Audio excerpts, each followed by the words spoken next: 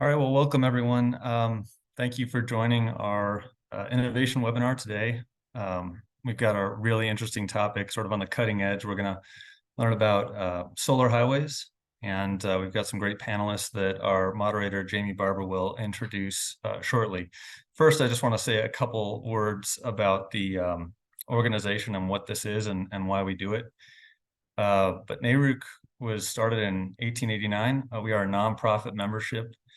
And we're an association for state public utility commissions in 50 states, DC, and we really aim to serve the public interest by improving the quality and effectiveness of public utility regulation. So we have a lot of representation across the country, and we're trying to serve them well. So with that, I'm a principal regulatory policy specialist here in NARUC's Center for Partnerships and Innovation. So we're the division in NARUC that provides directed technical assistance for our members, as well as sort of broader webinars on relevant topics like this one. So we do this in a variety of ways. We have webinars, we do training, we do working groups on various topics.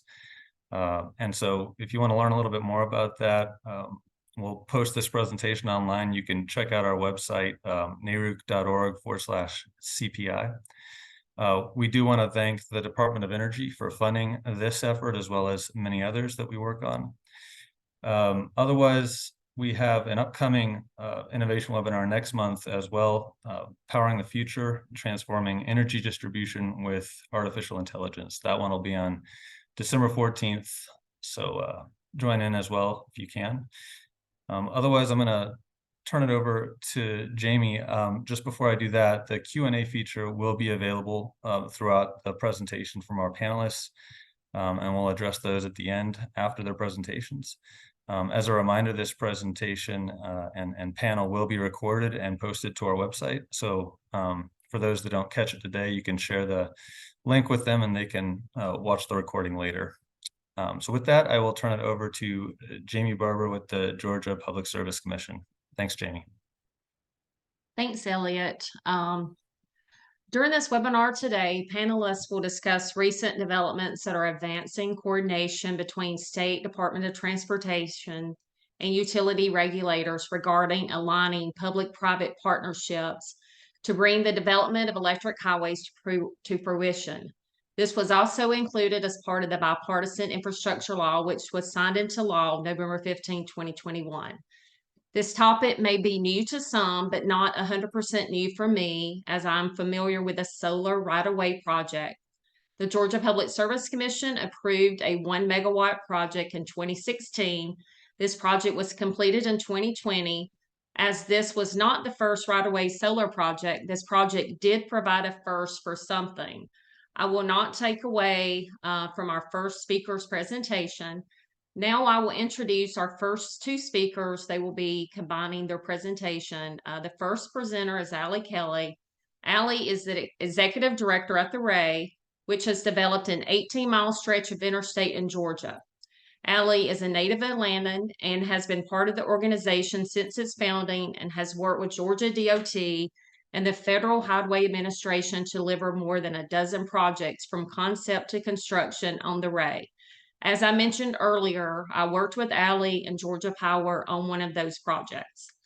The next presenter is Terry Bills. Terry is the Global Transportation Industry Director at ESRI, responsible for all transportation infrastructure segments worldwide. He has more than 25 years of experience in transportation, working on planning, policy development, information technology, and GIS. He has been a principal planner for a large regional transportation planning agency, as well as the president of a GIS and transportation consulting firm. So now I turn it over to Allie. Thank you, Jamie. I really appreciate the opportunity to be a part of this program with NARUC. And I'm going to share screen with some slides that Terry and I will walk through.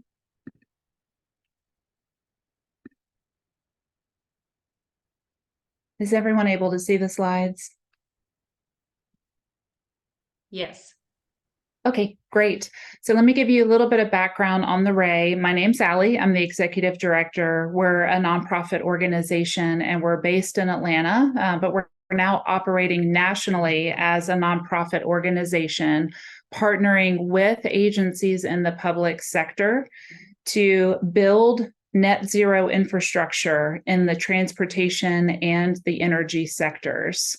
We were founded in 2015 after the state of Georgia designated a memorial highway honoring Ray C. Anderson. Ray was a Georgia native who was the founder and CEO of Interface Carpet Company in the 1970s. And in 1994, Ray shocked the world by setting a flag in the ground for his company Interface to become zero carbon and zero waste to landfill. That announcement that Ray made was in 1994, ahead of the corporate sustainability movement that we are now all very familiar with. Ray was actually the pioneer for sustainability and circular economy concepts. And part of how Ray popularized sustainability and circular economy practices was by practicing them himself at Interface. Ray also tracked the economic impact of sustainability to his billion-dollar global business. And in publishing his findings, was able to prove to the world that you could do well by doing good, and that going green in terms of sustainability for heavy industry and manufacturing meant that the company would become more resilient and more profitable. He was able to prove that through Interface by documenting more than $400 million worth of value and savings returning to his global billion-dollar business Interface. When Ray passed away in 2011, the state of Georgia honored that legacy, the legacy of success in heavy industry and manufacturing, but also the success in sustainability and in circularity, honored that legacy by naming the stretch of interstate between the Georgia-Alabama state line and the city of LaGrange as the Ray C. Anderson Memorial Highway. That highway designation was formalized in April of 2014. And almost immediately after that highway designation was made by the former governor of Georgia, Nathan Deal, the family of Ray Anderson, and specifically Ray Anderson's daughter, Harriet Anderson Langford, began to ask pointed questions of experts around the world. What is a sustainable highway? And how can we move interstate and highway transportation to become more sustainable and even regenerative? Those questions that began with Harriet and her family in 2014 have become a nonprofit organization that actually builds projects with the public sector, all of which are oriented to net zero in transportation and energy. In transportation, the Ray has defined net zero as zero carbon, zero waste, and zero death. And you're looking at an overview of projects that we have brought to the Ray C. Anderson Memorial Highway in rural West Georgia through our partnership with Georgia DOT and the Federal Highways Administration. In fact, we've completed 15 projects in less than 10 years with the state DOT and with the federal government. And as Jamie mentioned, one of the sites that we have brought to success is a megawatt of pollinator-friendly solar on the Ray Highway at exit 14. I should also mention, however, that our very first project in August of 2015, 8 years ago, was an EV charging station on the right-of-way powered by a solar array to demonstrate the first solar-powered EV charging on the interstate system, well ahead of NEVI. And as we have brought projects through partnerships to the Ray C. Anderson Memorial Highway, we have helped to support those projects in other states and in other parts of the country. We call this model the P4, or the public-private philanthropic partnership model, adding philanthropy to the traditional P3. And we are now supporting projects and partnerships in 29 states with over 51 agencies at the local, state, and regional level. Obviously, we have been considering opportunities that the right-of-way of the interstate and highway system affords for energy infrastructure to be streamlined in siting and streamlined in permitting, to be able to be sited without conflict on interstate rights-of-way. Just to level set with what the definition of the right-of-way is, it does include the roadsides and the medians of the interstate and highway system, but it also includes critical facilities such as rest areas and visitor information centers and truck parking locations.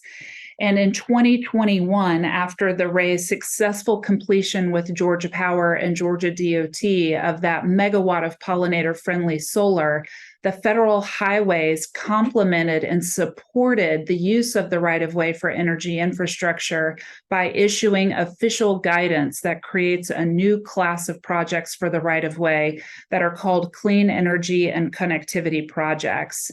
These projects, which include solar energy generation on the right-of-way, transmission and distribution infrastructure on the right-of-way co-located with fiber for broadband, and electric vehicle charging stations and electrified roadways where charging is developed and distributed dynamically and wirelessly from the roadbed. All of those projects under the project class of clean energy and connectivity projects are now priorities for the roadsides, have the same and equal priority as the transportation use, such as adding another lane using that land use solution. What the guidance document from 2021 has created is really a perfect scenario for siting and permitting energy infrastructure on the right-of-way. First and foremost, you have a single owner of that land. The state DOTs own the rights-of-way of the interstate and highway system in their state.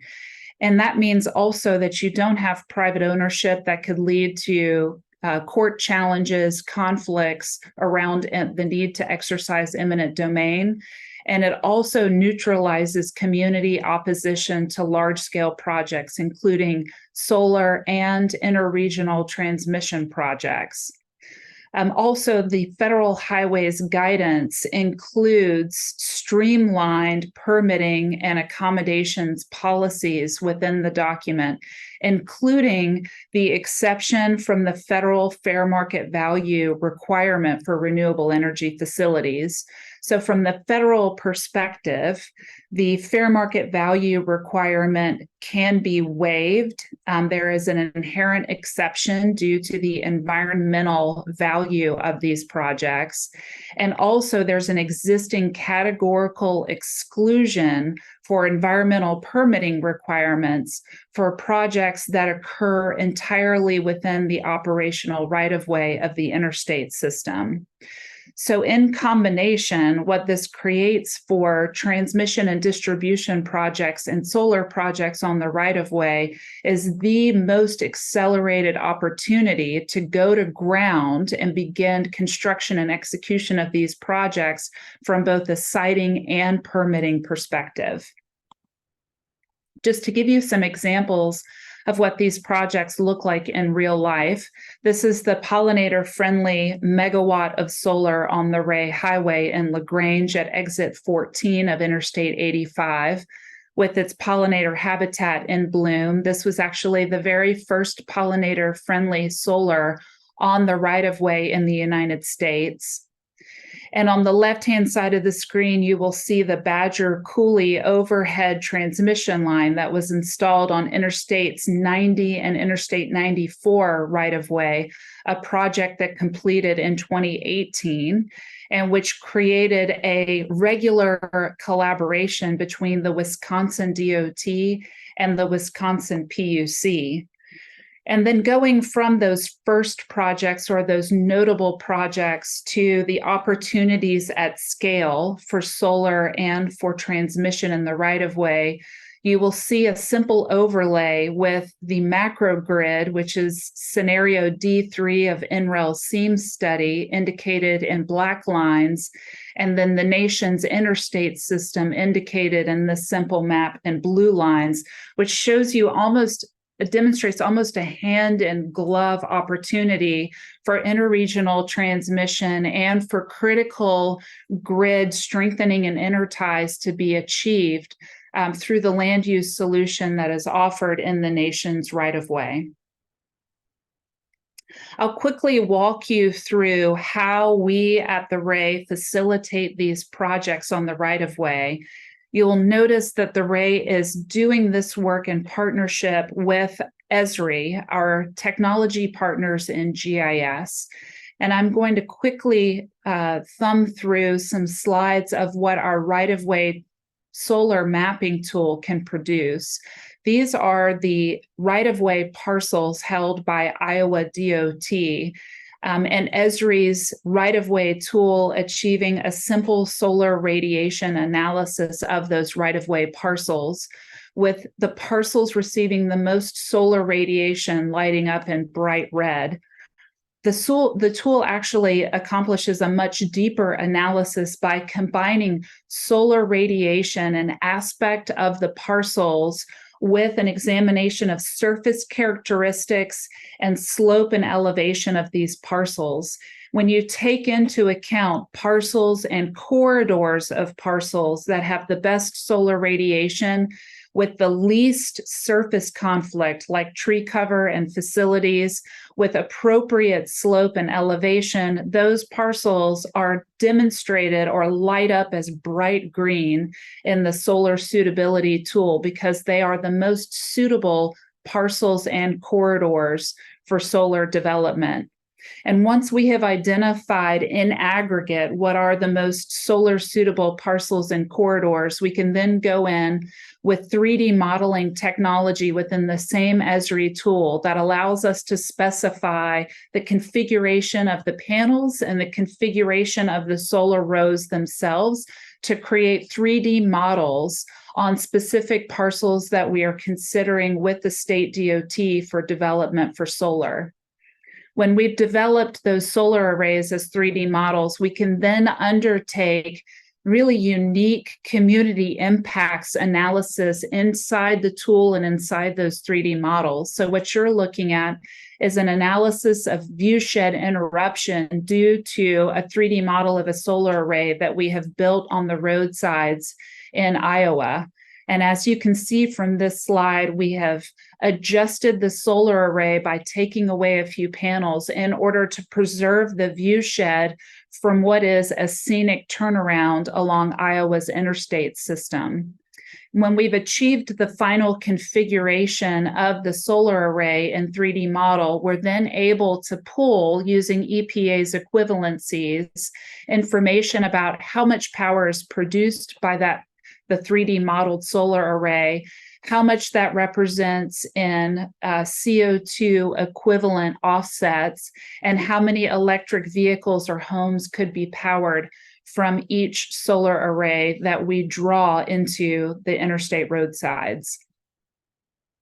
And with that, I'm going to turn it over now to my colleague, Terry Bills, to take us through some animated slides of the new tool produced by Esri for the Ray, which maps buried transmission using the right-of-way land use solution. Terry? Okay. Yeah, thanks. The next slide. So the previous slides, I hope, illustrate, we think that what GIS really allows you to do is really to bring together a lot of information and really to present that complex data in a very simple and understandable way, so that anyone really can understand all of the information, and it's really a data-driven approach. And secondly, I think important for this group is the concept that what we really think is it allows you to bring different and disparate groups together in a way that helps really sort of build a common understanding. So you're all sharing the same information, you're looking at it in the same way, and you're really coming to that common understanding. And then, as we're going to see, it allows you really to evaluate a number of different alternatives. And so, as you'll see in the transmission solution, that really you can look at a wide range of alternatives, both from cost perspective, but just as importantly, environment and other important criteria. And then ultimately, what the solution really does is it's a preliminary analysis and costing. It's really not going to do the site planning, but it's really designed to how do you get different interests to sit down and really understand the possibilities of buried transmission and buried transmission corridors, and really to come up with preliminary costing. So with that, let's go ahead and we'll take a quick look. These are just little snapshots, really, if you will, of how the tool runs. So go ahead, you can start.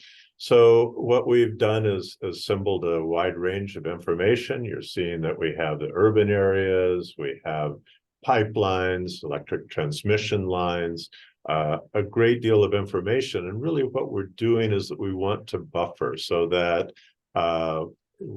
certain areas, we really want to increase the cost associated with building in certain areas. So whether it's bridges, whether it's different soil types.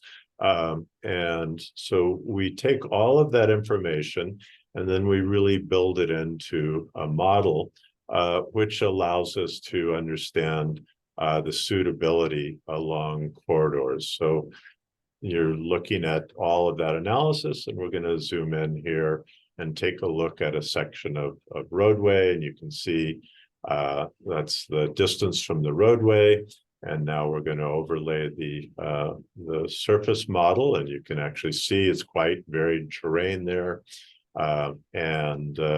So then we actually can, again, really do overlay all of those variables in a way that allows us to calculate the cost and for every corridor of within the state. So you're going to see the result of that here for this particular. So red is the least expensive and red is very expensive based on all of those criteria. And every criteria gets ranked from 0 to 1 in terms of the cost and the difficulty of building. So you're looking at the red area, that's really the center of the interstates. You have a bridge, you have bridge embankments, and if we take a look over on the left-hand side there, what we're really looking at is a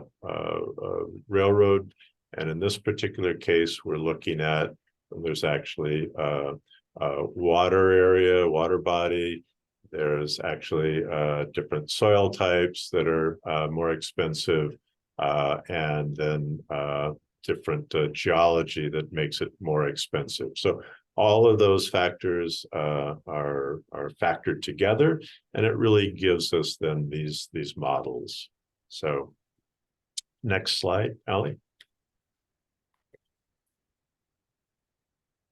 So we've done the analysis statewide. Now we really want to look at corridors. And so we really identify certain points, that likely points, and we can actually calculate the best path through the state, through the state right-of-way. So in this particular case, we've actually calculated 5 different paths, one through Minneapolis to supply an urban area, but really looking at the corridors through the state and what would be the most suitable. So we now perform and look at that analysis, and then go to the next. There we go.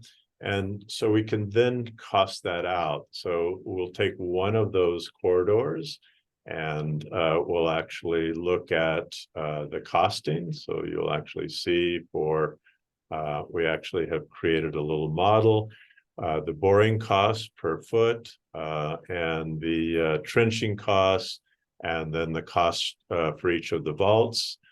We actually run that analysis for this entire corridor, and then it gives us a price literally for that entire corridor. And we'll see that here in just a second.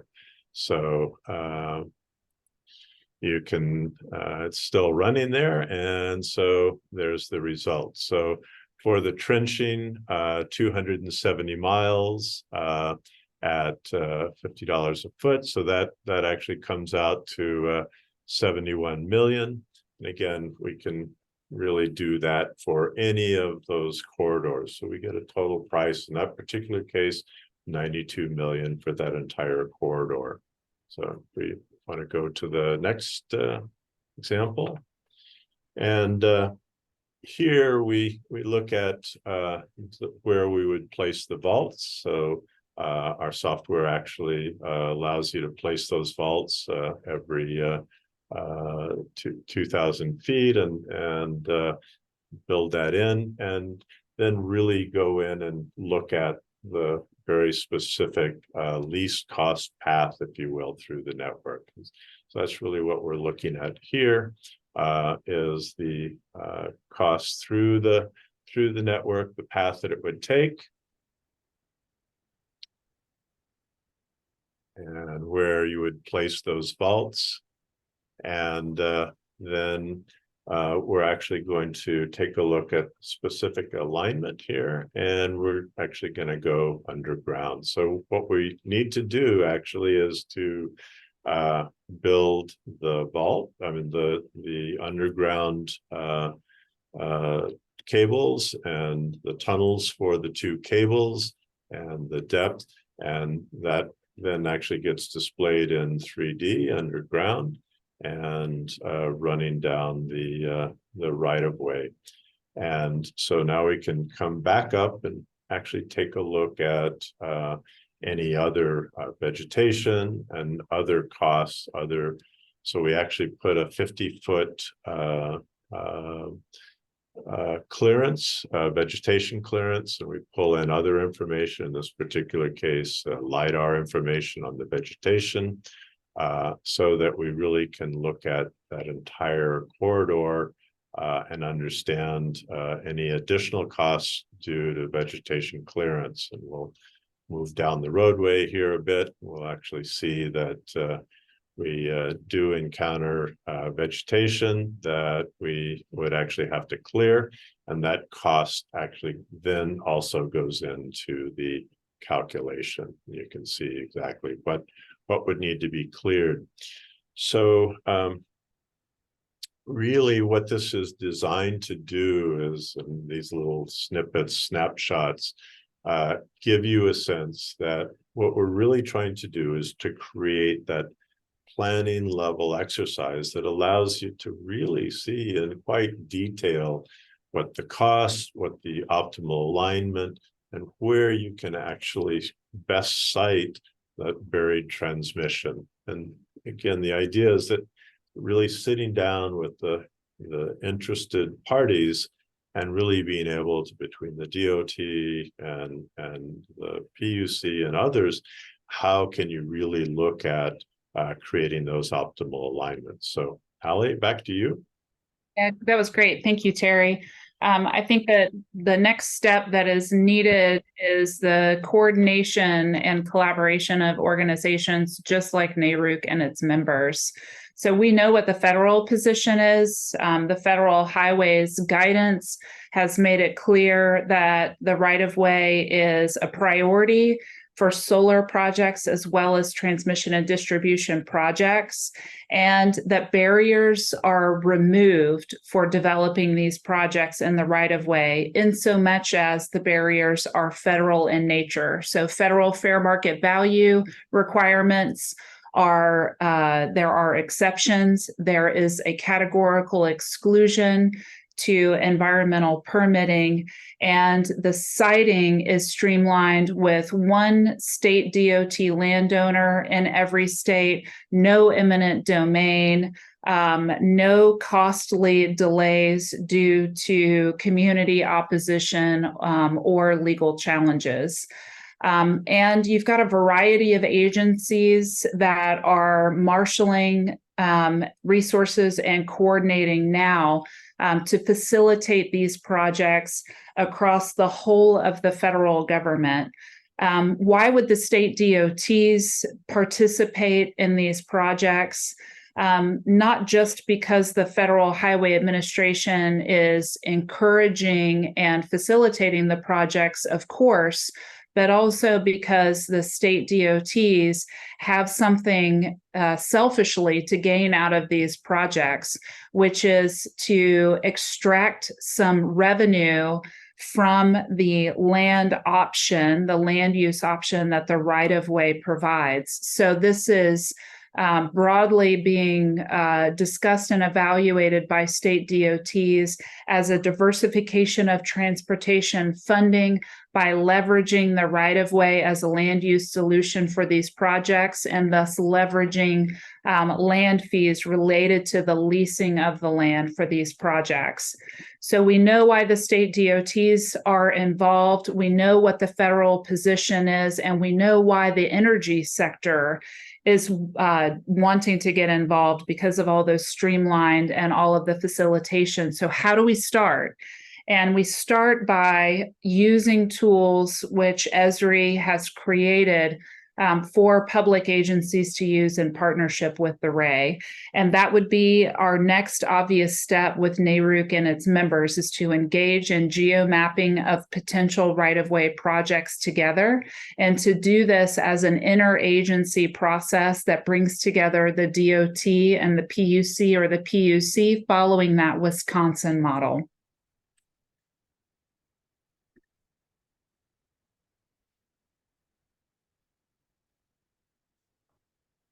Okay, thanks, Sally.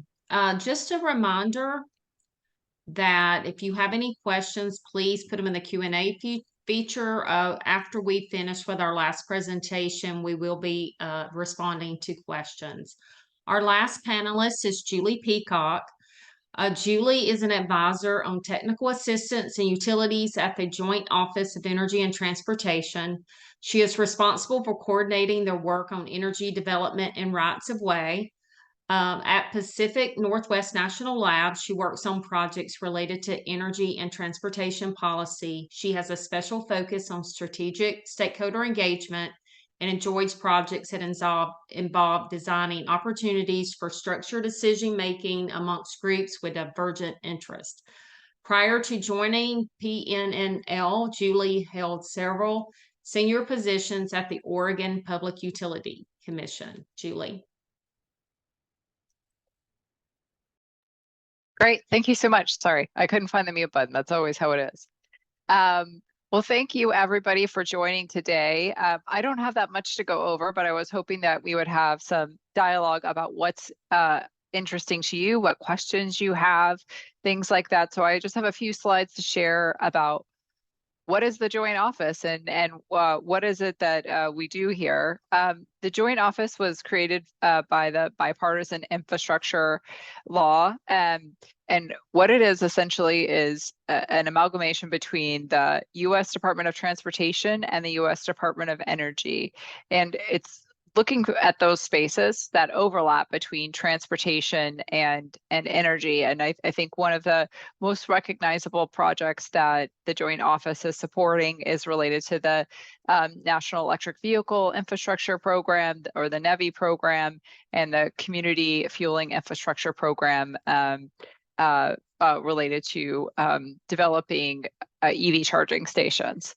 So the mission at the Joint Office is to accelerate an electrified transportation system that is affordable, convenient, equitable, reliable, and safe. And our vision of the future is that a future where everyone can ride and drive electric. So as I mentioned, the BIL created the Joint Office. We have 300 million in FY22 funds to implement what our requirements are under the Bipartisan Infrastructure Act, and we have 9 areas of emphasis. I've listed them here. I don't think that we have to read them all, but there are 3 that are most relevant to our conversation today, which are we're responsible for establishing and implementing a program that promotes renewable energy within the transportation rights of way. The second thing that we're responsible for doing is studying, planning, and funding high voltage transmission infrastructure in the rights of way of the interstate system, and then also high voltage and medium voltage transmission pilots for the rights of way. The final thing is to develop a streamlined utility accommodations policy for high voltage and medium voltage transmission in the transportation rights of way. So very specific work. And so how we've been thinking about this landscape is, isn't it complicated? This is just a slide of the federal agencies who are interested and have a tangential relationship with those 3 requirements that we've laid out. So at the Joint Office, we've been only around for 18 months, so not too long, but we've been working to identify what are the things that would most usefully fulfill the requirements of the BIL. And it's very different from the generation side to the transmission side. As you know, there's incredibly different regulatory structures for transmission and generation. So we've been working with stakeholders just to figure out what the landscape is and what the information needs are. And I think that the RAISE tools that they've developed with Esri are really helpful and will help move the conversation along and help people visualize what the information needs are in their state. So that's just my very quick overview of what the Joint Office is working on. So happy to take any questions.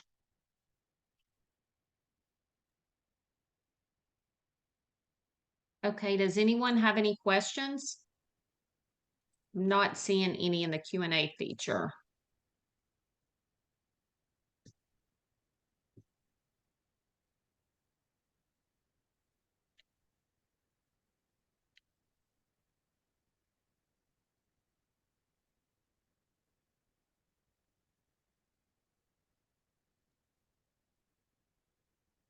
Okay.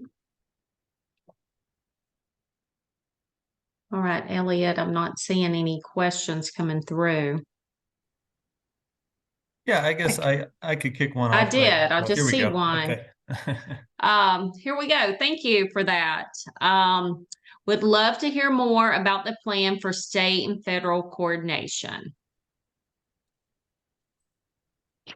Julie? I guess that's for me. Yes. Well, I've been starting the process of talking with some state DOTs to see what their information needs are related to transmission and generation in the rights of way. We have lots of good examples, especially in states the RAI has supported of work that's happened to develop solar in the rights of way. So one of the things that we're talking about is like, what are the information needs that states have, not just at the DOT, but at the public utility commissions, at the energy offices, in order to support development of generation. And then on the transmission side, as you know, the transmission landscape regulatorily is very complicated. And so like, what are the information gaps that exist And how do we do a good job of mapping those gaps so we can identify ways to come up with solutions? Okay, just a little more specific focus is that they wanted you to explain, especially in terms of projects that cross state lines, running across multi-state, interstate corridors. Yes, that is very complicated interstate transmission development, right? And how to support, not just the states, but really the ISOs and RTOs and how they're doing their project planning. Certainly, as we further develop this area of work, talking with ISOs and RTOs are an area of interest. FERC has been thinking about this through a few of their processes, and 2020 they highlighted this as an issue in a report to Congress. So lots of opportunities for coordination. I don't think that they're fully identified yet, how we're going to coordinate everyone. Okay, thank you. Another question is for Allie and Terry. What can private industry do to support? This was a follow-up, and we're already working with Array, about to sign the engagement letter. Should we also engage with JOET directly or any other groups to start development efforts on solar along right-of-ways? Yeah, I'll let Julie answer the question about the joint office engagement with private sector. With transmission and distribution in the right of way, we have a successful project in Wisconsin. It was completed in 2018. I want you to compare that and contrast that with solar in the right of way. The first project was produced by Oregon in 2008. There's a 10-year difference in the two types of infrastructure being introduced and successfully executed in the right of way. And so as a result, we are in different places in the arc of socializing and the arc of getting to scale with these projects. And I think that on the right-of-way solar side, to take that separately, the right-of-way solar side is more close, if not at that Malcolm Gladwell tipping point. Since the Federal Highways guidance on clean energy and connectivity projects, we've seen right-of-way solar development in Pennsylvania, Maryland, the state of Maine, the state of Florida. We expect to see right-of-way solar development continuing also in some Southeast and Southwest states. I would watch Texas over the next few months, and also more solar being added in Georgia. So we're definitely seeing the benefit of a longer tail of socialization and development of that infrastructure. And we're in a different place in the evolution and arc of right-of-way transmission and distribution. Jamie, the irony of this is that we are at some may say, a crisis point in needing to advance new grid infrastructure. We also need to advance grid technologies. I don't need to tell this group, y'all are NARUC, and you know all about the need to leverage both technologies like reconductoring, but also we have to build new transmission and distribution. And what Julie was just talking about is really important, because it's that interregional connectivity between where renewable energy is produced and where we in cities and towns have the demand and need to satisfy that growing demand. The electrification of transportation is often cited as the point of demand, but it's really electrify everything that is pushing the question on transmission and development and distribution development. And so that's the irony of where we are. We don't have as much practice and we don't have as many pilots in the right of way with transmission and distribution. And yet that is the point of urgency that we're at with the grid, is where are we going to double the size of the grid over the next 5 to 10 years? And where will we find appropriate and acceptable spaces to triple the size of the grid by 2050? And I would say, simply borrow a line from Secretary Granholm, rights of way are the first option, They're no longer the option that we have forgotten, right? We don't even remember that there are roadsides and that those are public lands that we hold to address pressing public needs. This is the moment where we remember that we have the roadsides and that we can leverage those roadsides now for addressing pressing public needs like the climate crisis and the need for clean energy. And that's the pathway that the Federal Highways Administration has cleared for us. Now we have the Joint Office and Julie, who are legislatively mandated to lead the charge on coordinating, planning, and funding pilots. And thankfully, Esri and technologists like Terry have brought the tools to the table that we should be using today, tomorrow, and the day after that. And that's where we need the private sector to plug in to get to the question directly. We not only need to know where the right-of-way parcels are, which that is a known that we work on with Terry and with federal agencies to develop that national right-of-way database that is digitized appropriately. What we need more information, and thus the collaboration of private industry, is to know where the transmission lines need to go so that we can see if there's alignment between the DOT parcels and the transmission planning. Terry, I don't know if you have anything to add to that. No, I think the beauty of the right of way is that it's already in the public ownership. It's already there's no one is going to fight over location in the right of way. It's already land that, in a certain sense, is already degraded, I guess, and so it's really ripe and really fully accessible. So,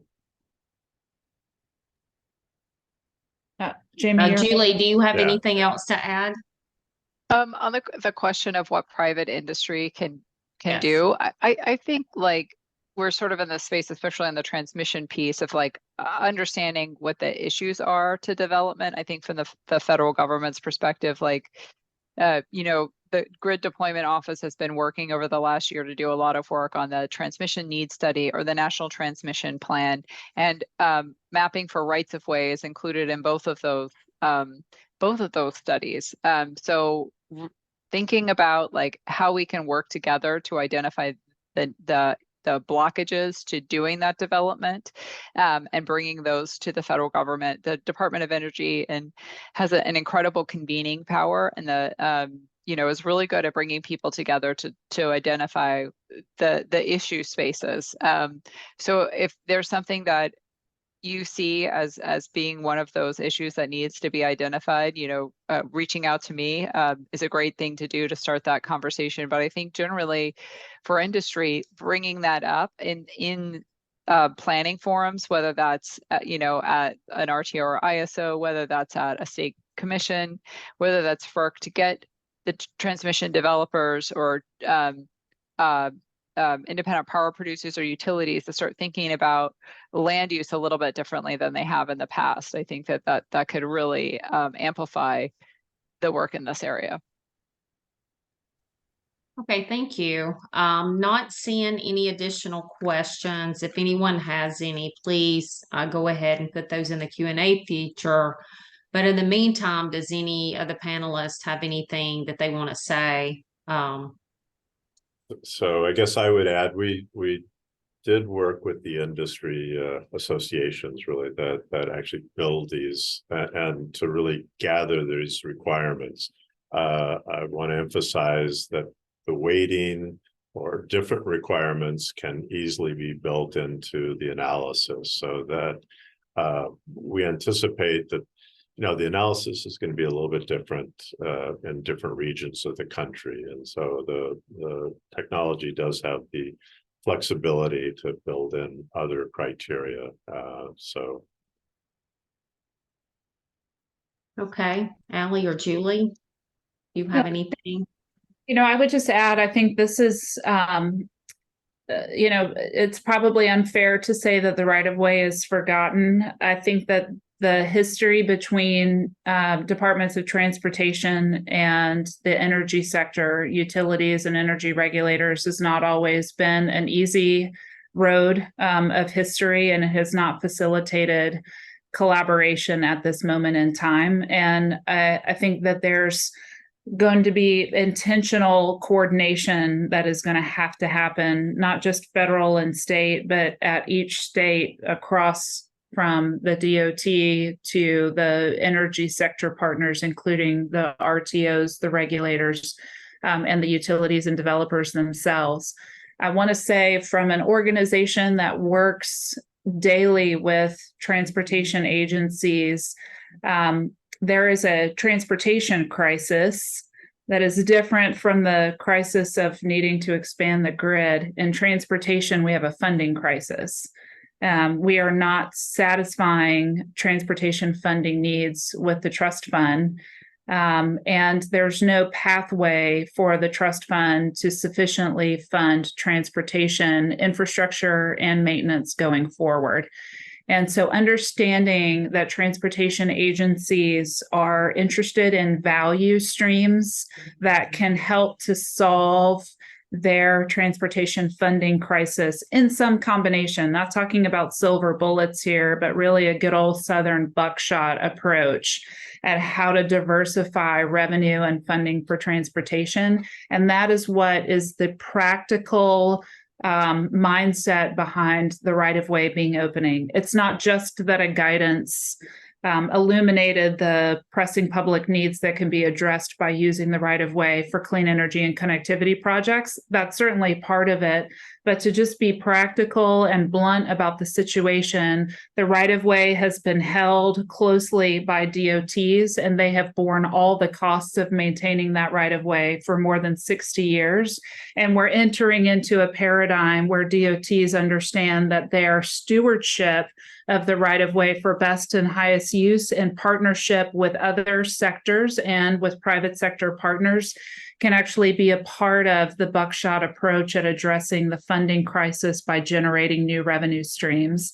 And I would just say, Jamie, looking at what Maine DOT has done with its right-of-way solar sites just scratches the surface. Maine DOT negotiated a land fee from those solar sites. They also negotiated a power purchase agreement, reducing their own utility costs. They also reduced their own maintenance costs for the roadsides by temporarily working through public-private partnership and having the solar developer to achieve that maintenance and pay for that obligation for them and perform that obligation for the next 20 years. So that's just an example of what the combination of value and what the financial relief and the financial incentive is for state DOTs to get out of their traditional box with command and control of the right-of-way for the transportation use, and to move into a stewardship model where they're able to leverage value out of the right-of-way and reduce their own obligations for maintaining the right-of-way through these innovative public-private partnerships. Okay, thank you. Thanks, Sally. Julie, any final words?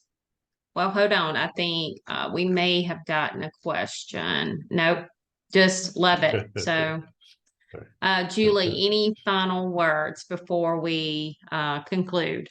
No, just thank you all for joining and listening and being a part of the conversation, and then taking this back to your states or respective organizations and thinking about how you can lend your voices to the work that we're doing here. Yes. Okay. Well, I wanted to thank NARUC and thank you all three for participating in the panel today. It was very informative. Okay. Thank you. Thank you. Thanks, Jamie. Yep. Okay. All right. Bye, everyone. Bye. Bye. Bye.